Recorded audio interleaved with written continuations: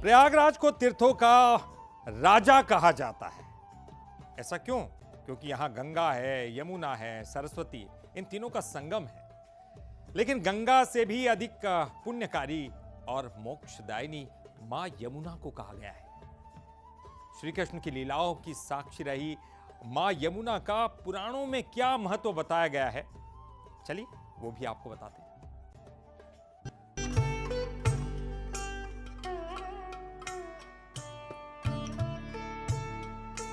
महाकुंभ के आयोजन में प्रयागराज में भक्ति और आस्था की अद्भुत छटा बिखरी हुई है।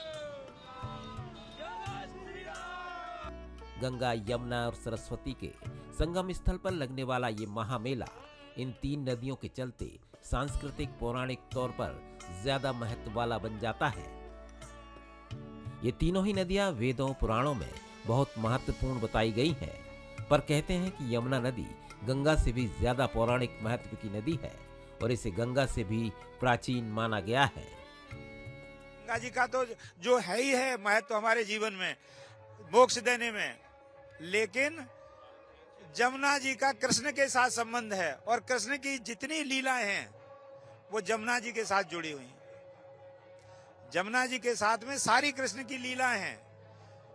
गोकुल में लें, वृंदावन में लें, मथुरा में लें, ये सारी जो व्यवस्था है वो हमारी भगवान कृष्ण से जुड़ी हुई है। और भगवान का नाम है कृष्ण। कृष्ण किस लिए है? श्याम वर्ण की वजह से। अब आप जब हमारा संगम में जल का निरीक्षण करेंगे तो श्याम वर्ण का जल हमारी जमुना जी लेके आएंगे।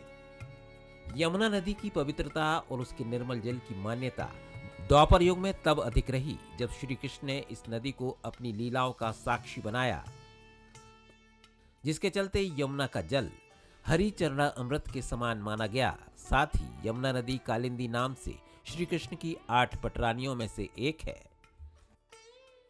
जब हमारे भगवान श्री कृष्ण का जन्म हुआ तो माँ यमुना ने जो है विचार कर लिया कि यही मेरे पति होंगे और मैं इनसे ही शादी करूंगी। तो जब वसुदेव जी महाराज भगवान श्री कृष्ण को लेकर गोकुल जा रहे थे तो यमुना ने जो बाढ़ आ गई, उन्होंने कहा कि पति जा रहे, इनके चरण नहीं पखारूं तो मेरा क्या होगा। तो माँ गंगा जो है विष्णु के चरणों से निकली और इन्होंने जब उनके चरण पखारा तो वही चरण थे जो भगवान वामन का चरण थे, जो विराट रूप था, वही चरण माता यमुना ने पखारे हैं। जब से ये मोक्षदायिनी बन गई। सूर्यदेव की बेटी और यम की बहन यमुना का जिक्र ऋग्वेद में आता है, जहां यमुना का असली नाम यमी है और भाई बहनों के बीच हुई कथा का जिक्र है।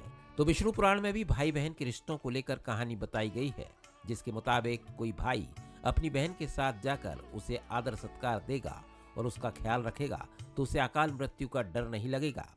इसी तरह स्कंद पुराण, पद्म पुराण और महाभारत में भी यमुना को मोक्षदायिनी कहा गया है।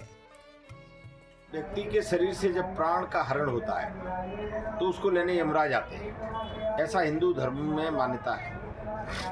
परंतु जो यमुना में स्नान करता है उसके लिए कहते हैं कि उसको लेने स्वयं धर्मराज आते हैं, इसलिए यमुना को मोक्ष की देवी कहा जाता है। और जिसका प्राण हरण करने धर्मराज आते हैं उसको वैकुंठ लोक का वास मिलता है। इसलिए यमुना में स्नान करने वाला व्यक्ति, यमुना में दान करने वाला व्यक्ति, यमुना के किनारे अर्चन करने वाला व्यक्ति, पूजन करने वाला व्यक्ति मोक्ष को प्राप्त करता है। इसी यमुना का प्रयागराज में गंगा जी के साथ मिलन होता है और ये स्थल तीर्थराज के नाम से जाना जाता है। इससे संगम क्षेत्र का महत्व कई गुना बढ़ जाता है। इसलिए तो प्रयाग में हर हर गंगे और जय यमुना मैया का स्वर गूंजता रहता है। Bureau report, Bansal news. 3 नदियों का संगम और ये इसकी खासियत, इसका महत्व जो कि हमने इस कथा के द्वारा आपको बताया। तो कुंभ कथा में आज के लिए फिलहाल इतना ही, लेकिन ऐसी तमाम कथाएं आपके लिए लगातार लेकर आते रहेंगे। फिलहाल दीजिए मुझे इजाजत। हर हर गंगे।